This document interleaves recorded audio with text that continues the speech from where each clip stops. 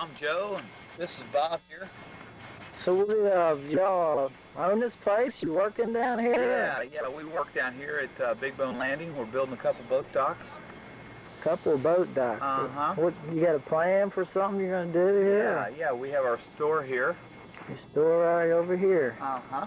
And is it? I we guess have a couple of barges here, a couple sand barges. We're getting ready to ballast these barges down and turn them into a boat dock. Down here on Big Bone Creek, Big Bone Landing. On Big Bone Landing. Mm-hmm. Got two 220-foot barges. And you gonna put a lounge down here, or what all are you gonna put down here? A shade canopy out over in front of the store here, and picnic tables, and this will kind of be a combination of floating picnic area and store and gas pumps and some gas pumps and down boat here. mooring. Indeed. You gonna sell bait, fishing bait? Have bait and cold drinks and so on and so forth, and the whole thing. Engine Bob here, our right-hand man, is helping us out. He's pumps gas and takes all kinds of maintenance and everything you want him to do. Right. Man, all trades. Chief maintenance man, that's right. That's right. All right. And everything else, all other titles. You rent canoes and everything else like that? We rent canoes, we rent paddle boats. There's a paddle boat right over here. A couple of them up on the bank there. And we have a pontoon boat, which is right over there to the left, that we rent out. We have camping. We have boat launching, which you can hear the outboard motors in the background there. They're putting the boats up on the trailers right now.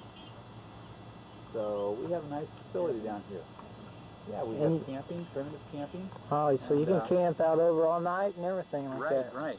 All night. This is my dog Charlie here. Dog Charlie. How old is Charlie? Charlie is 3 years old. 3 years old. Yeah, he looks like he's pretty healthy. Yeah, he's a good dog. Looks like you got a business call. Okay. Well, I'll let you get that. Okay.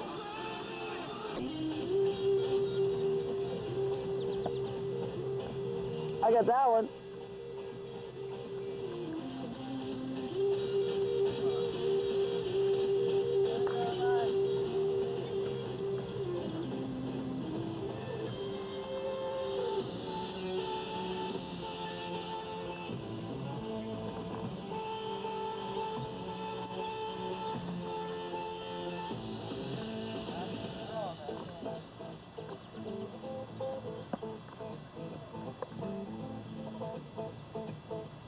All right.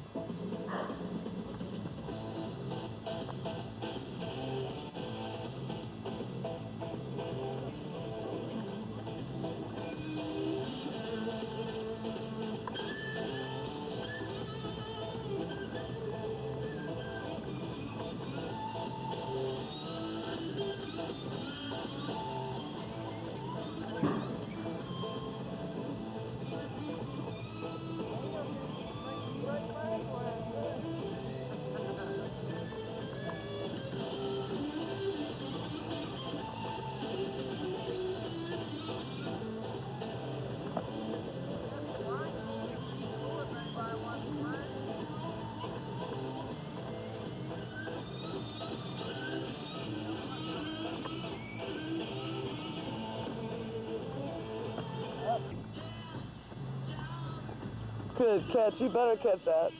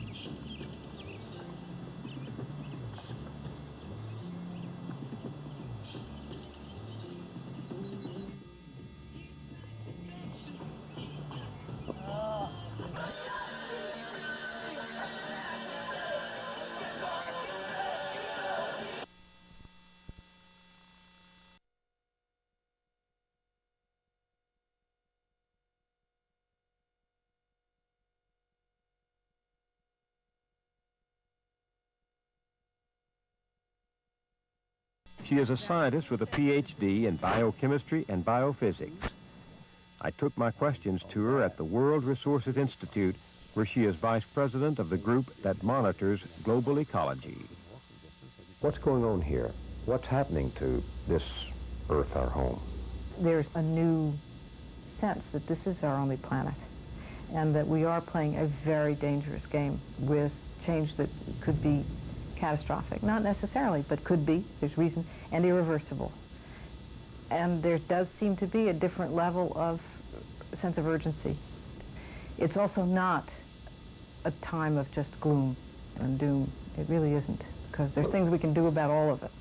Assume that we didn't do that. You and your husband have 3 children? Between us, we have 4. How old are they?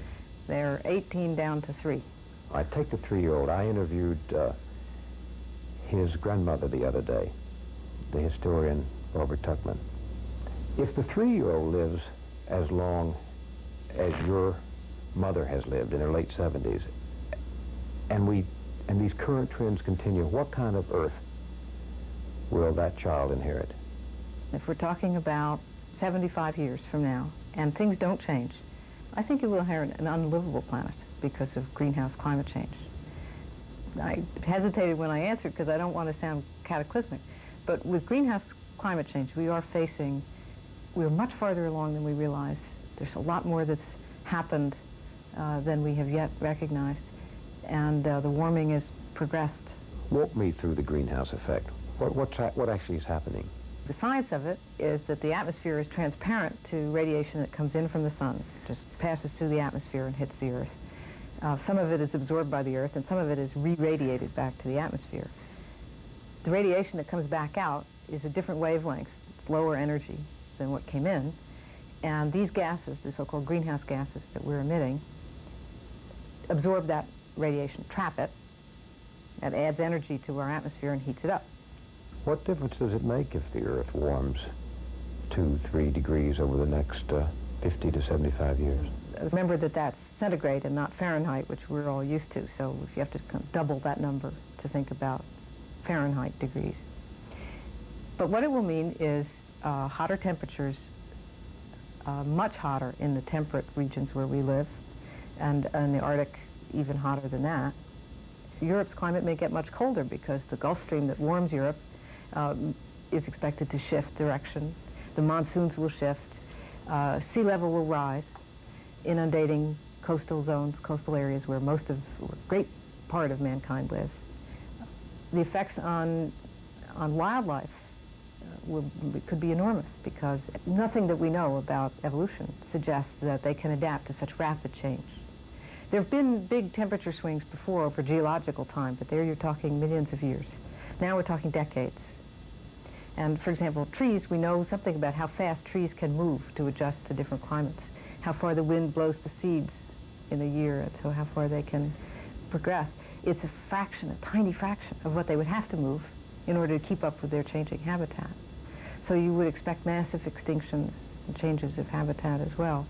You've described what is a very global situation, one thing affecting all other things. Can any one country protect itself against the pollution from another country? No, that's what's new now. What is new about it is that mankind, through principally combustion of fossil fuels, and to a lesser extent, the deforestation of tropical forests. Cutting down our trees. Cutting down now the tropical forests. We cut down the temperate zone forests 100, 200 years ago. Is accelerating this so fast that it's throwing the natural system out of equilibrium and out of kilter and forcing a warming. We're starting to learn something about very late, about how the planet works and what regulates it, what makes it the only place in the universe, as far as we know, where life exists.